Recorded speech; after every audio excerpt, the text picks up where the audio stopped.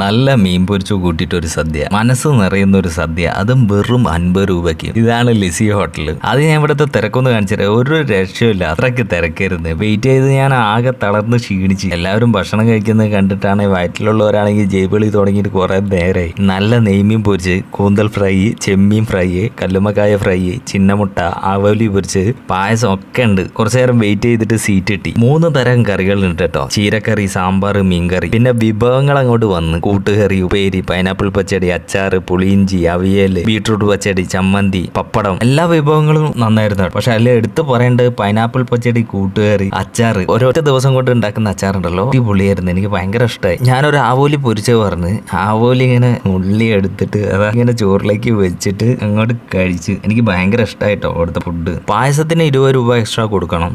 Location വരുന്നത് Kozhikode കാരന്തൂരാണ്. Lissy hotel ഒരുപാട് വർഷമായിട്ടുള്ള ഹോട്ടലാണ്.